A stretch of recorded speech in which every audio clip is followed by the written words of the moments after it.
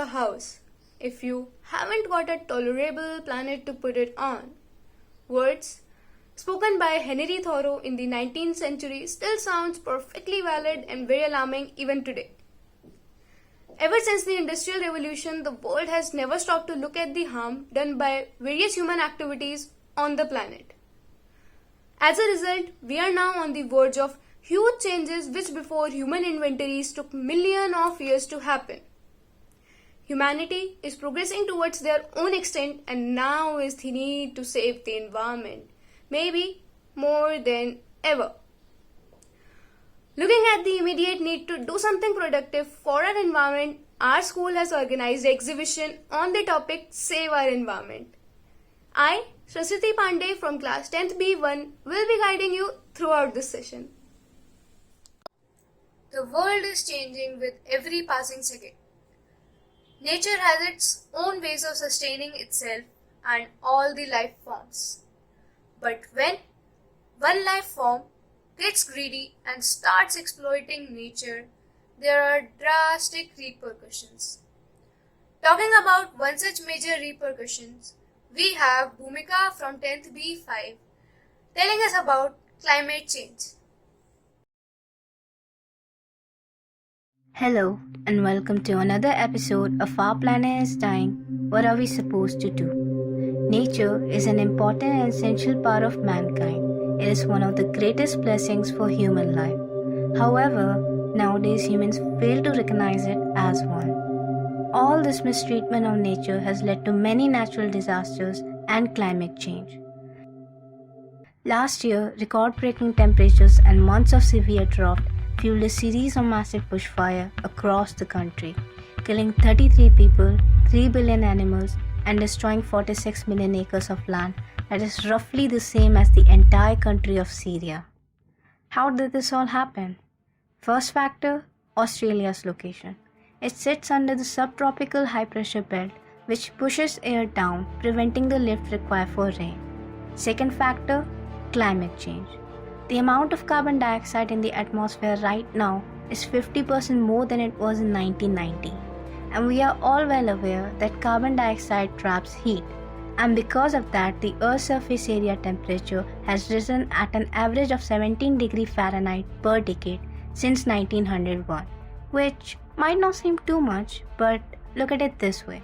The heat from human emission is roughly equal to 400,000 Hiroshima atomic bombs exploding across the planet every single day.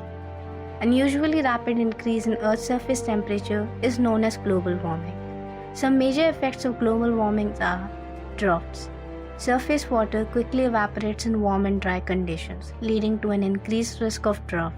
That was major reason for Australian bushfire. Increase in water level. Most of the world's coastal cities will be several feet underwater in the coming up decades. Other effects are heat waves, storms, floods. Who to blame? Well, China is the biggest carbon emitter, emitting 10.06 billion tons of carbon per year. That is roughly twice the amount emitted by the second largest emitter, the United States. India being a step behind, securing third place with 2.46 billion metric ton of carbon per year. Other factor, population. According to United Nations of Population Statistics, the world grew by 30% or 1.6 billion humans between 1990 and 2010. It's simple. The more the people, the more the need. The more the need, the more the carbon. Well, this can be solved by education and a little awareness.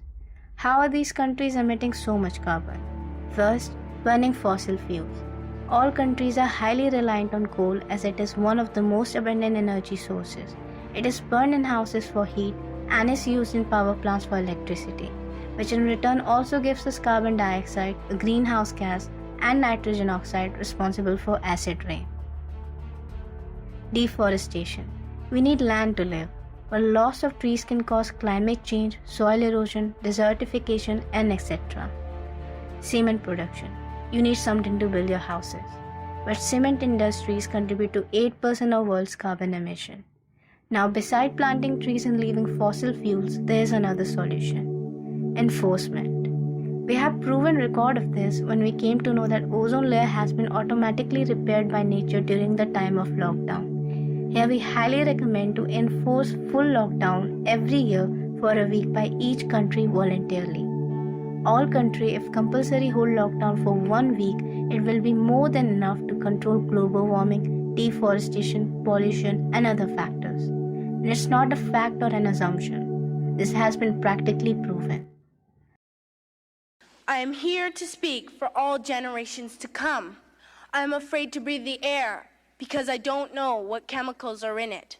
And now we hear of animals and plants going extinct every day, vanishing forever. All this is happening before our eyes, and yet we act as if we have all the time we want and all the solutions. If you don't know how to fix it, please stop breaking it. Thank you. In recent news, you may have heard about Buxwaha forest in Madhya Pradesh and the large-scale deforestation for mining diamonds. To make ourselves more aware about the issue, let us look at a video made by Avni and Shubhangi from 10th B1.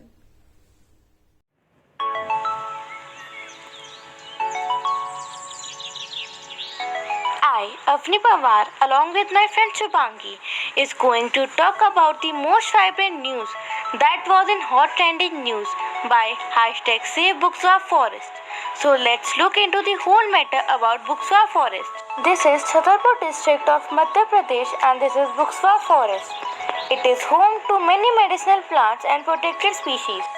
But all these greenery will vanish in few years. Because we are not interested in the things above the ground, we are more interested in the things below the ground. Diamonds. It is India's largest diamond mine. In a study, it shows roughly 34 million carats of rough diamond here. But to reach this treasure, we need to cut 2,15,000 trees.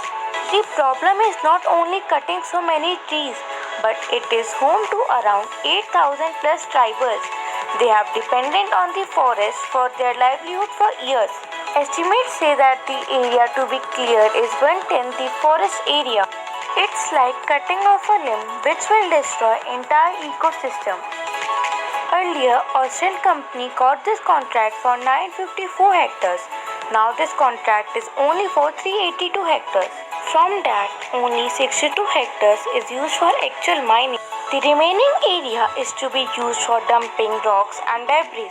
Is it logical to cut so many trees for a dumping ground? Buxwa is a water-stressed region. This area is already declared semi-critical and water-stressed. This mine will use 5.9 million cubic meters water every day. The proposed dam to meet this water requirement will create water scarcity in other areas. The real fact behind diamond and coal is that if a diamond is heated to 700 degree temperature, it will change into actually intrinsically which is carbon. Ultimately, we need to understand whether it is a diamond mine or a coal mine. We don't find it in empty vacant areas. These reserves are under dense forest because carbon trapped under forest are converted into coal or diamond due to decades of pressure. The problem is that locals will be most impacted by this project. The environment will be impacted. Trees will be impacted. So, what they actually want? This fact will not change until and unless we give importance to the things above the ground. The world is ours and there are enough resources for our need, but not for our greed. So, we need to change ourselves.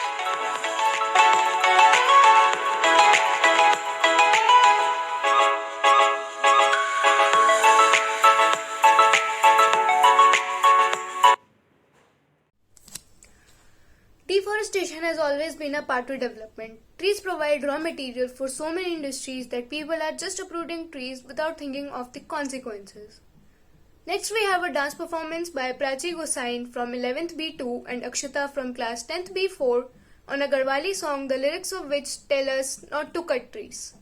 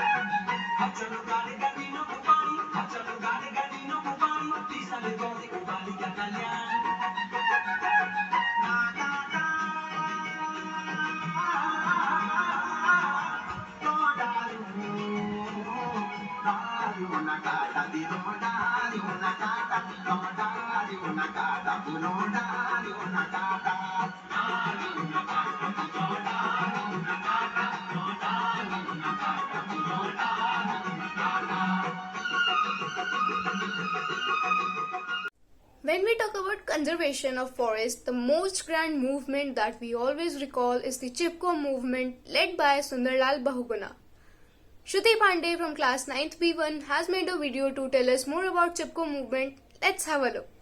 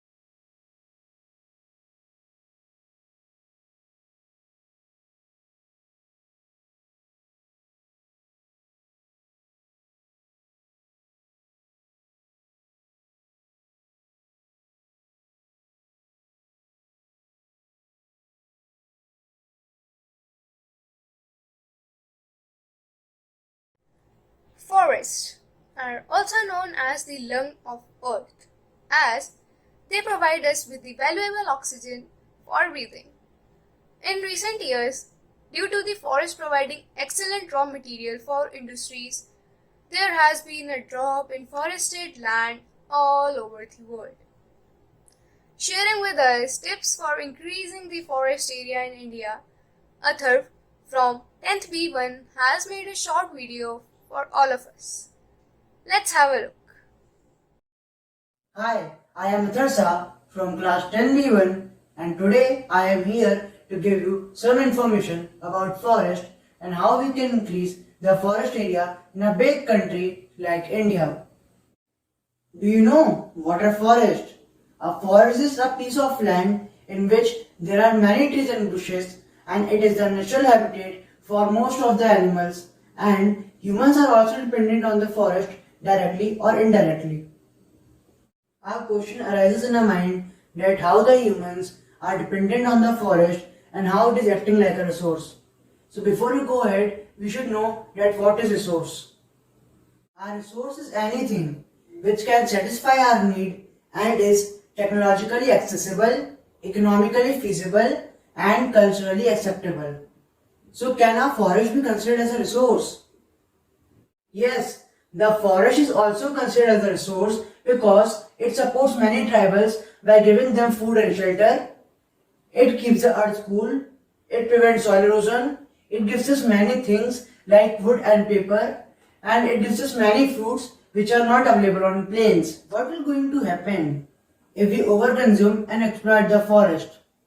If it will happen, there will be no oxygen and no fresh air. It will disbalance ecosystem, it will lead to global warming, and the earth will become ball of fire. Now we got to know the importance of conservation of forest. But there is not only forest in our earth. There are other type of lands too. These are land not available for cultivation, other uncultivated land, fallow land, and net sown area. Let's understand them with pie charts. As you can see, there are two pie charts. First of 1960 to 61 and second is of 2014 to 15. As in the first one, you can see that the forest area which was represented by yellow color was 18.11% and it has been increased to 23.3%. And the net sown area which is represented by green color was 46.26% in the first pie chart and it has been decreased to 45.5% in 2014 to 15. It was a good news for India that the forest area has been increased, but it was far lower than 33%, which was cited by National Forest Policy. Now another question arises in our mind that how we can increase the forest area in India. We can do this by planning and regulating cutting of trees, afforestation, control over forest fire, and proper utilization of forest and its product. Is there any way by which we can convert a barren land into a lush green forest? Yes, we can do this with the help of small team in less than 3 years by using these steps. First, prepare a list of native plants. Second, preparation of soil. And third, mulching. Now I hope we all realized the importance and conservation of resources like forest. Thank you.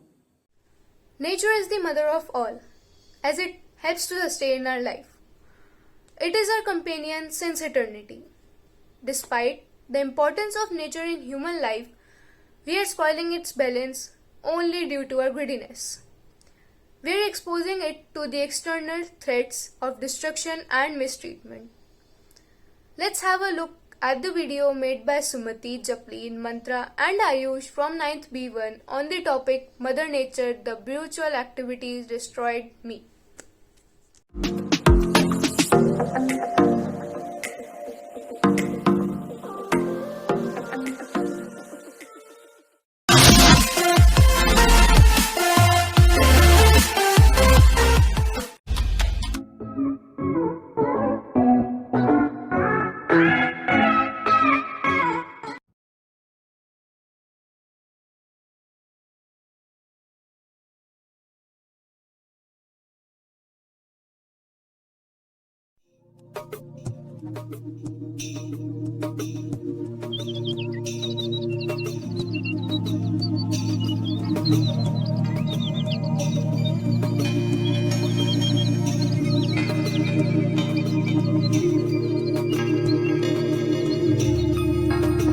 Good morning, our respective identities.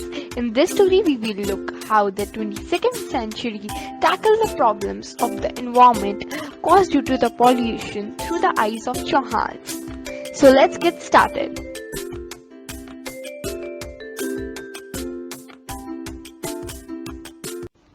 It's a bright sunny day. Oops! A fight is going on between Chauhans. Dad, you were out without your cylinder? You know now it's so polluted outside. Why the phone is ringing so loudly?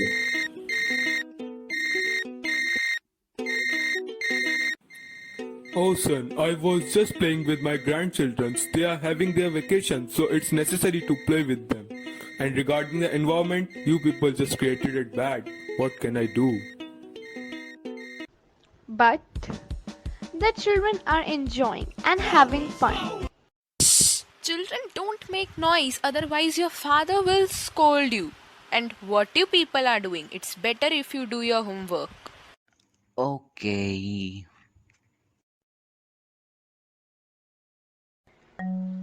Hello, Grandpa. Hello, my children. What are you doing? Nothing, Grandpa. Mom just scolded us. She doesn't know what is independence from online schools. Sad life, my brother. You guys are doing nothing for your environment holiday. What's happening with the environment, Grandpa? It's just a piece of pollution. Actually, no one cares for it. Grandpa, Guinea is right for the first time. We have oxygen cylinders that's only necessary for living in the environment. This is the future of the environment. Oh no! The grandpa suffered a breath loss. Is someone going to save him? Where is his oxygen cylinder? The pollution took him away. The children arrived. Grandpa, what happened to you? Are you fine? Grandpa, Grandfather passed away. In the name of the Holy Lord. Mr. Chauhan pays homage to his late father, Mr. Abhishek Chauhan.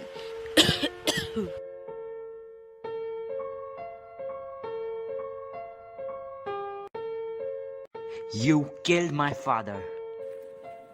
He suffered a breath loss, and that is due to the pollution. Grandpa. He suffered a breath loss due to pollution.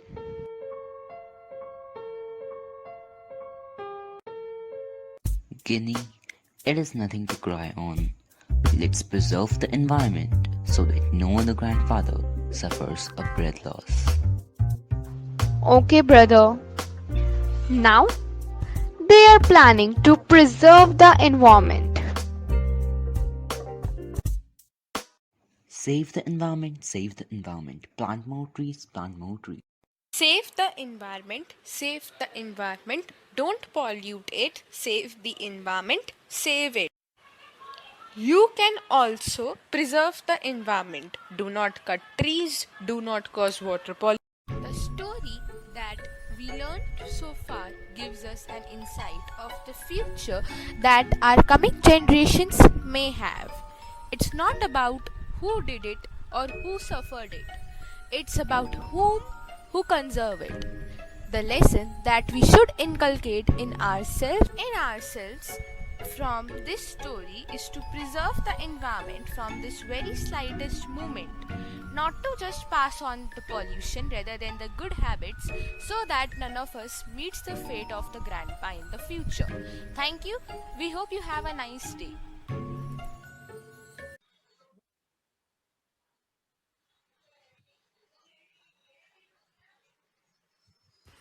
Good morning, everyone. I am Sumati Johari from class 9th B1. As we have already seen that how much it is important to preserve the environment, we will now learn the ways how can we preserve it in our daily life.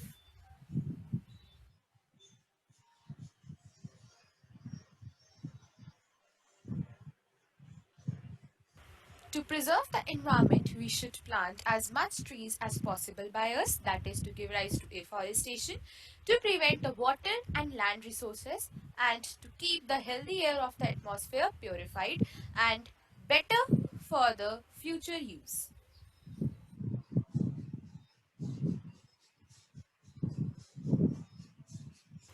With the increase of the human growth and population from over a years now, a large number of people's needs have increased, due to which a large area of the forest cover has been cut and brought under residential area.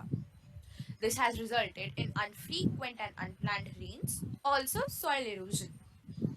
Thus, we can conclude from the following points that we have disturbed the ecological balance of the nature. To maintain or bring back the old ecological balance of the nature, we should plant as much trees as possible by us at one go, that is afforestation, and we should also prevent the smallest environment's creature to maintain a sustainable development for the coming future. During the religious festivals, the idols are departed into the water bodies. The ashes of the dead are also submerged into the water bodies. The industries or factories which are set up near the river valleys also depart their chemical hazardous wastes into the water bodies, which costs us the life of the aquatic plants and aquatic animals. All these three are the examples of water pollution. Water pollution should be minimized as much as we can because we have very limited water for our daily use and it's getting depleting day by day due to the pollution we cause to it. To conserve water, we should close the taps when not in use. Secondly, we should practice the rainwater harvesting. And third, the chemical waste of the factories should be treated before departing it into the water bodies. The garbage which is thrown here and there on the land surfaces should not be done as it causes soil erosion and blocks the flow of water. The domestic waste like the fruits and vegetable peels should be properly recycled, reused and reduced to account the effective use of the resources available to us. This gives us two benefits. First, we can use the resources available to us very efficiently, and it will also protect the land resource, thus giving us more land for our future generation and for our future also. The tobacco rising from cigarettes and cigars causes air pollution. After harvest, the plant remains which are burnt also cause hazardous smog. Both these are examples of air pollution, which is hazardous to both human life and animal life. To prevent air, we should follow some of the following measures. First, we should say no to bad habits like smoking. Second, we should use the plant remains as manure to increase the crop production for the next season.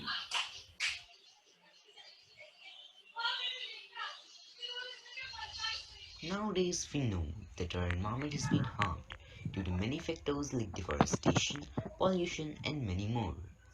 But the question rises, how to save environment?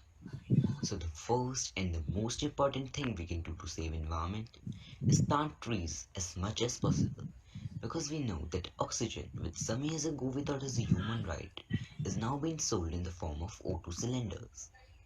So by planting more to more trees, we can increase the amount of oxygen available in our atmosphere.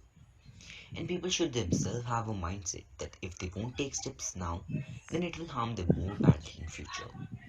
And everyone should adopt a subsistent way of living and use the resources available to them in a way that there should be no kind of wastage.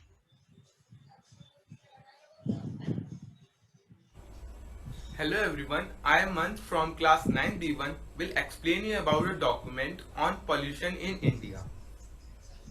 Pollution has become a major problem in India. Most Indian cities are experiencing rapid urbanization and a majority of India's population is expected to live in cities within a span of next 2 decades, which will also give rise to tremendous increase in pollution. So let's have a look over every manner the pollution is affecting our India.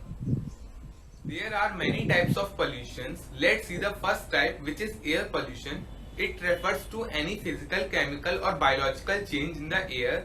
It is the contamination of air by harmful gases, dust and smoke which affects plants, animals and humans drastically.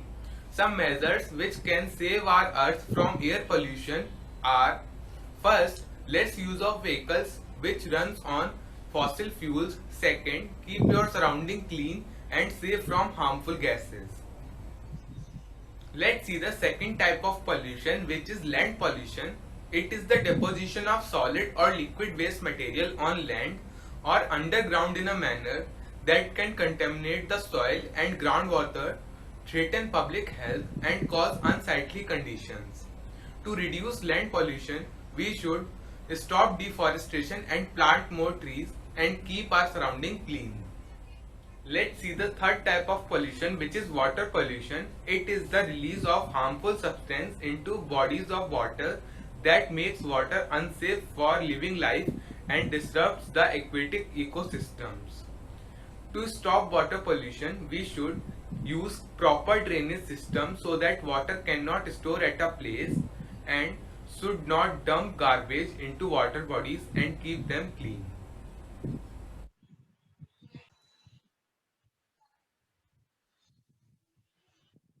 In this technologically advanced world, where new and more advanced inventions are invented almost every day, can you think of anyone who will stay very close to nature? To tell us more about such people and how they help in saving the environment, we have a video made by Pranjali from 10th B4.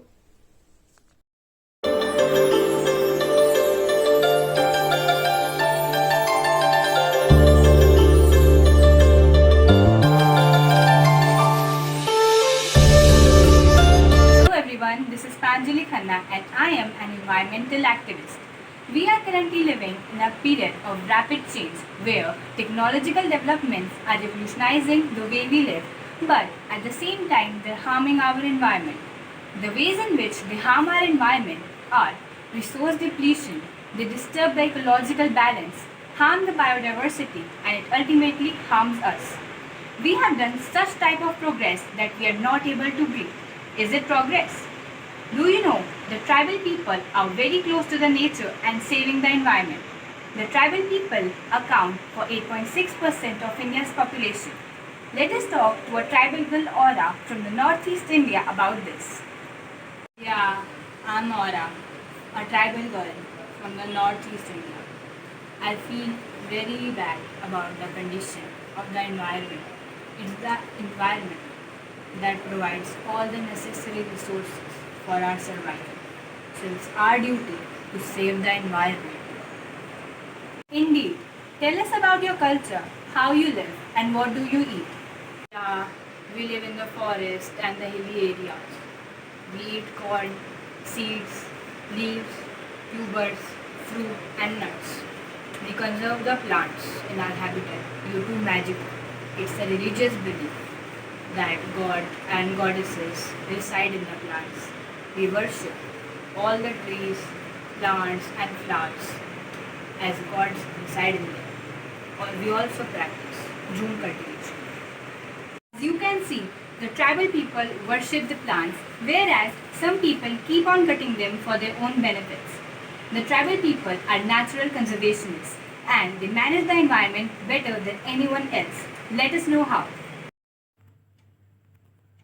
They are experts in animal behavior. They see animals as their kin. The Baka people of Central Africa believe their ancestors walked animals through the forest. They are world-class botanists. They know which plants to use to build houses, to make tools and weapons, for fuel, for lashing and tying, for basketry, for making temporary hammocks, for dyes, medicines, body paints, perfumes, and more. They manage their resources sustainably. The Jumma people of Bangladesh allow their land to recover by shifting cultivation. They put a mix of seeds in each hole for different crops in different seasons. Here are some images of tribal people doing cultivation and taking care of animals. They can accurately read their environment. Their understanding of the environment and ability to interpret natural phenomena saved the tribal peoples of the Andaman Islands from the devastation of the 2004 Asian tsunami. They are the eyes and ears of the forest. They know when and where the poachers are in the forest. They see conservation as a personal responsibility. Unlike us, The Rojaco people of Colombia's Sierra Nevada see it as their job to keep Mother Earth in harmony. They see droughts and famines as a consequence of human failure to keep the world in balance. Here are some images of the beautiful tribal culture. Their connection to their land is part of their identity. The Dongria Kond tribe who inhabit India's Nyamgiri hills call themselves Jharnia, meaning protector of streams. Securing indigenous land rights protects forest ecosystems. They are the best barrier to deforestation. There are around 100 uncontacted tribes living in rainforest, and as hunter-gatherers, they are uniquely in tune with their environment and have vast botanical and zoological expertise. Tribal traditional knowledge is based on a respectful and balanced relationship with nature. We tell tribal people primitive, but they are advanced. Their ways of life can teach us a lot about preserving and saving the environment. So, in order to save our future, we have to save our environment. So, save environment and save the earth. Thank you. The environment has a large storehouse of facts and myths associated to it. Some are very common and some might even surprise you. To tell us some interesting facts and to uncover some myths associated to the environment, let's watch a video made by Nidhi and Lavanya from class 10th B4.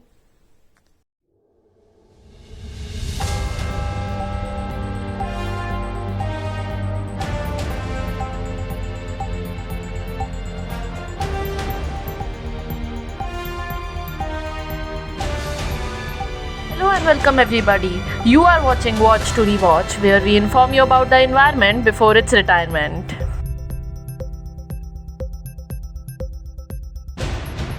Throughout history and especially during the 20th century, environmental degradation has primarily been a product of our efforts to secure improved standards of food, clothing, shelter, comfort, and recreation for growing number of people. The magnitude of the threat to the ecosystem is linked to human population size and resource use per person. Resource use, waste production, and environmental degradation are accelerated by population growth. They are further exacerbated by consumption habits, certain technological developments, and particular patterns of social organization and resource management. As human numbers further increase, the potential for irreversible changes of far-reaching magnitude also increases. Indicators of severe environmental stress include the growing loss of biodiversity, increasing greenhouse gas emissions, increasing deforestation worldwide, stratosphere, ozone depletion, acid rain, loss of topsoil, and shortages of water, food, and fuel wood in many parts of the world. In today's bulletin, we are going to cover the historic facts, myths, and new facts about the environment.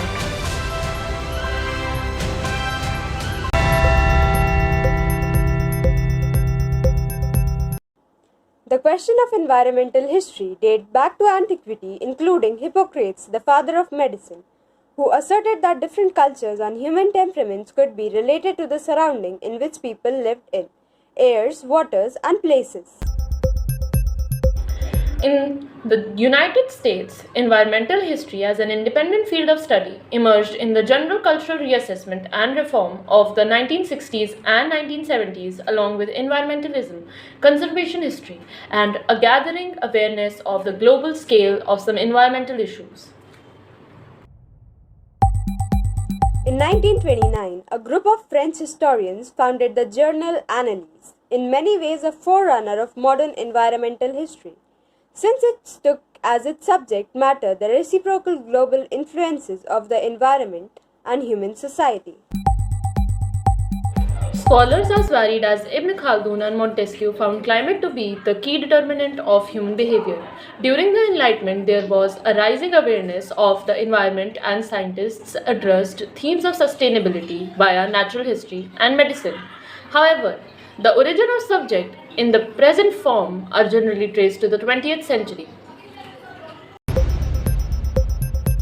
Moral and political inspiration to environmental historians has come from American writers and activists such as Henry Thoreau, John Muir, Aldo Leopold, and Rachel Carson. Environmental history frequently promoted a moral and political agenda, although it steadily became a more scholarly enterprise.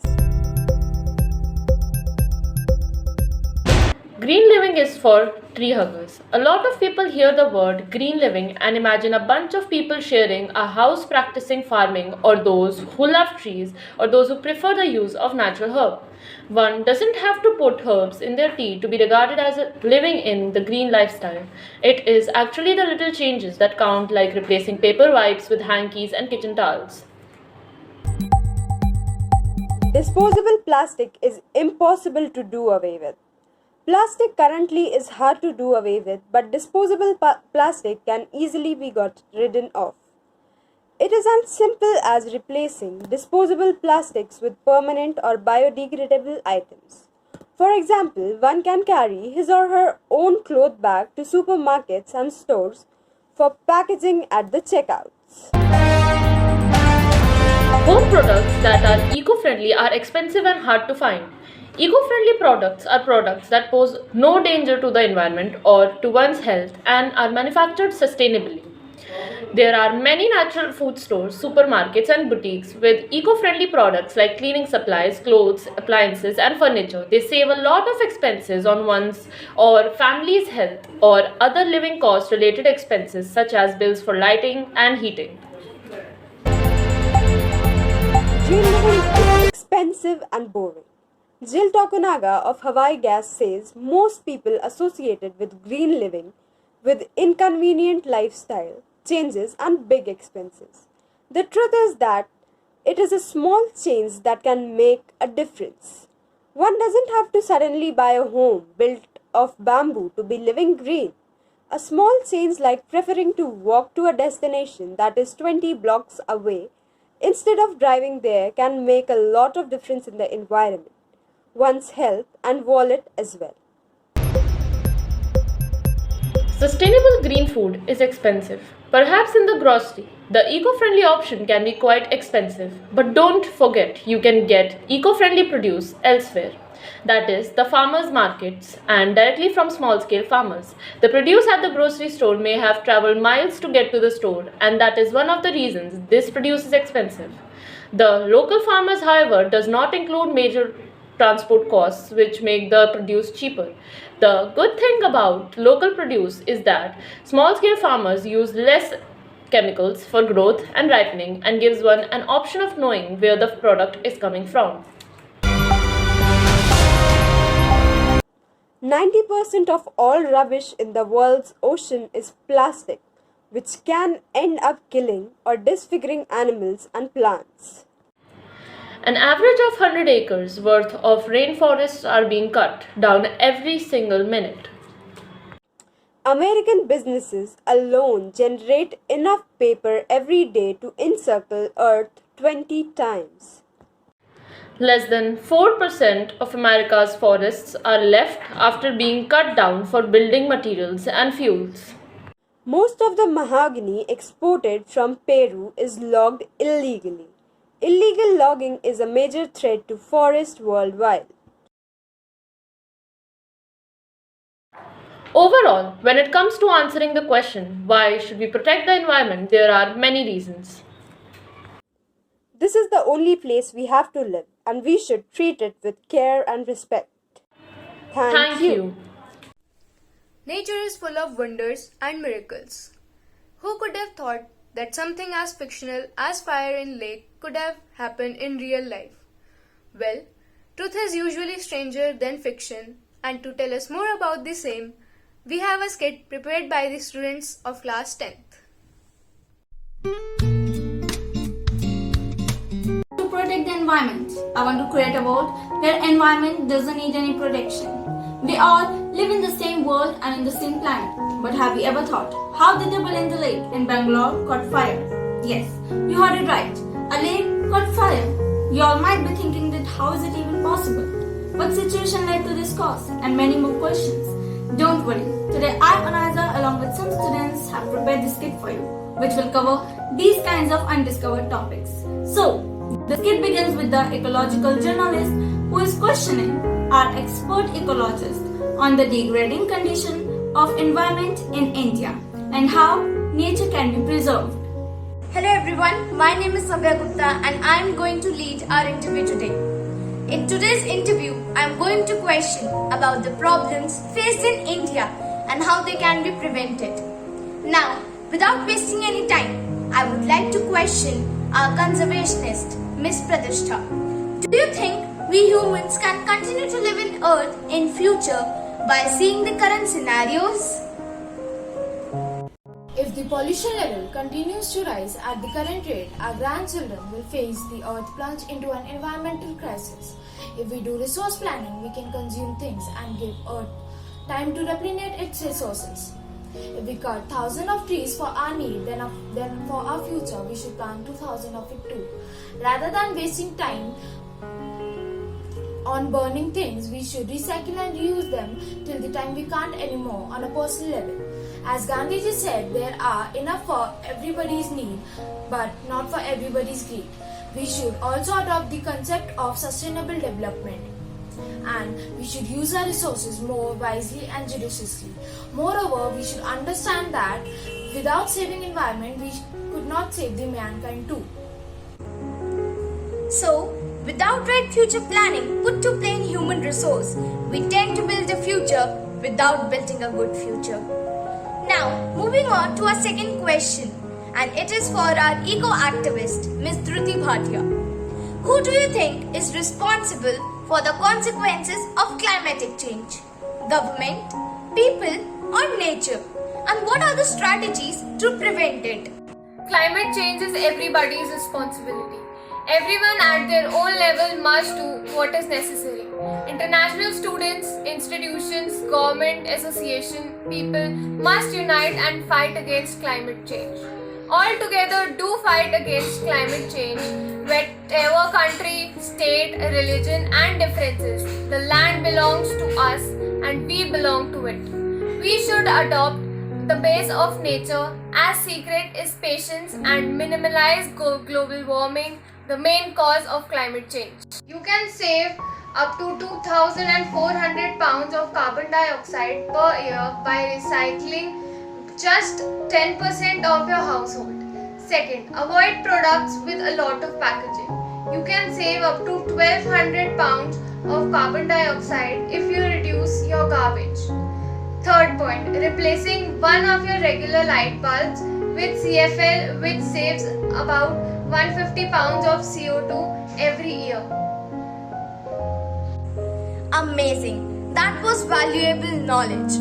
Now, my third question is to our ecologist Anshika.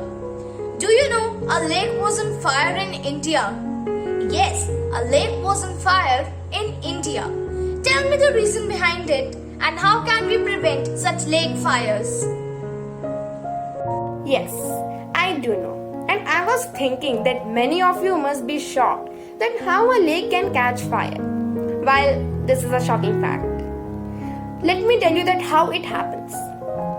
The lakes in Bengaluru caught fire several times, especially the Balandar lake.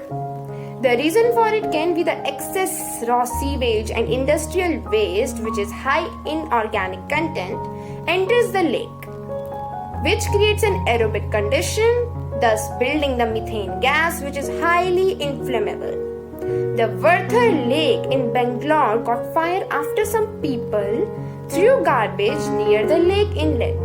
To avoid such lakes fires, we should prevent raw sewage and industrial waste entering the lakes.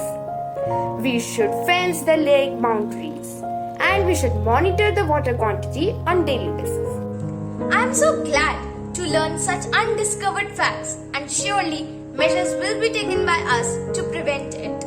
Now moving on to our last but not the least question for our activist. Anika, how tourism should be developed with the environmental protection? Very glad to answer this one. It is necessary to develop the tourism and at the same time into the consideration the protection of the natural environment from the deterioration. But the most important is sustainable tourism development, which aims to develop the tourism while preserving the environment of the tourist places for the future generation. It is necessary to allocate the part of the tourism income to environment spending to protect the environment from the negative effect of the tourism activity to ensure the survival of the tourism and maintain sustainability. Thank you all for your valuable time. Before we finish, what did we forget to ask about? We forgot that what did we learn from today's interview? We learned that nature isn't asking us to conserve her for herself, but for our future generations. We can't force people to care about nature, but we must tell them to connect with it and they just might get connected to nature.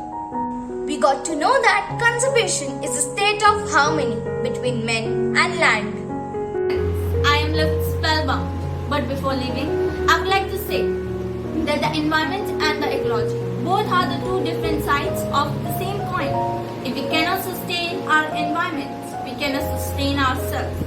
Thank you all for giving us a valuable time. I hope you enjoy and learn new things.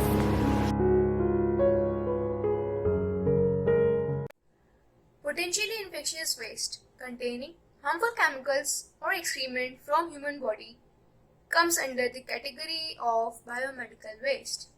If let out untreated, it can cause a lot of harm to the people as well as the environment. To tell us more about the management of biomedical waste, let us look at a short video made by Dhruti Bhatia of class 10th B6. A very warm welcome to all. Dhruti Bhatia, class 10th B6, St. Teresa School, presents How to Save Environment Biomedical Waste.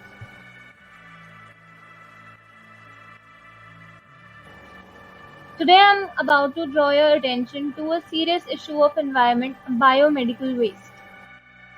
Biomedical waste has been a serious issue, but no one ever thought how it's showing the adverse effect on our environment. First of all, we will be knowing what is biomedical waste. Biomedical waste is a waste that is generated by medical, biological resources and activities such as diagnosis, treatment, etc. Common producers or generators: hospitals, veterinary houses, medical research laboratories. Categories of biomedical waste. Category number 1, human anatomical waste. Category number 2, animal waste. Category number 3, microbiology and biotechnology waste. Category number 4, waste sharps. Category number 5, discarded Category medicines number and 6, cytotoxic solid waste. Category number 7, solid waste. Category number 8, liquid waste. Category number 9, incineration ash. Category number 10, chemical waste. How is it impacting our environment? Improper management of healthcare waste can have both direct and indirect health consequences on individual, community members, and the environment. Biomedical waste is not only limited to medical instruments, it includes medicines, waste stored in red biohazard bags, and materials used for patient care such as cotton and band-aids. The most serious effect that biomedical waste has on our seas is the discharge of poison into waters, and that could then be consumed by ocean life creatures. Improper or no disposal of biomedical waste leads to environmental degradation. When biomedical waste is disposed of in areas, it causes land pollution. When air comes in contact with such waste, it releases germs of disease and toxins in atmosphere and thus pollutes the air. When people breathe in, they get infected and suffer a disease. Human exposure to contaminated fish toxins can stunt human growth development and causes birth defects. Nowadays, everything is made of plastic, which is very cost effective and durable, but it leads to serious health implications of releasing harmful fish toxin to the environment. What is government doing for it? Biomedical Waste Management Rules 2019. Any person handling or treating biomedical waste should work under these rules. The occupier of all bedded healthcare units shall maintain and update on a day-to-day basis the biomedical waste management rules. All bedded healthcare units shall display the monthly record of waste disposal management on its website. All hospitals serving 1,000 patients or more per month are required to obtain authorization and segregate biomedical waste into categories: pre-treatment of laboratory waste, microbiology waste, blood samples and blood bags through sterilization on site. Provide training to all healthcare workers and immunize all healthcare workers regularly.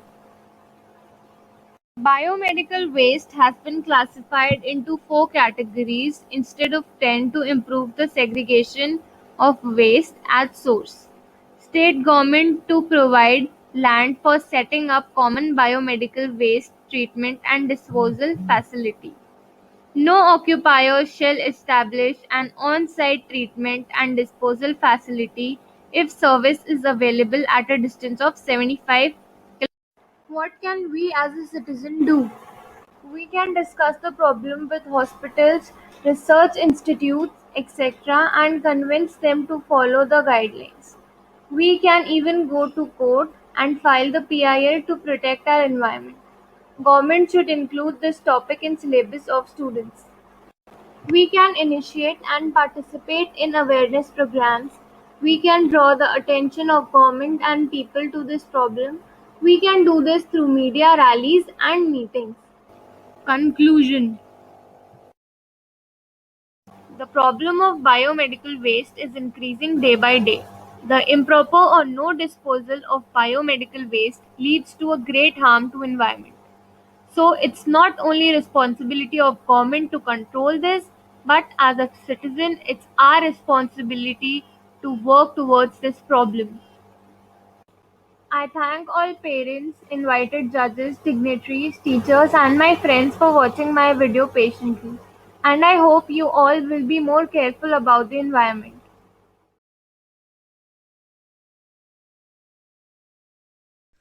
As the world progresses, so does everyone's wants. Everyone wants the lavish lifestyle that they look at in movies. And to fulfill their wants, there has been a steady growth in development. But this development might come at the cost of the needs of future generation. Talking more about sustainable development, let's look at a video made by Priyansha Soni of class 9th B4.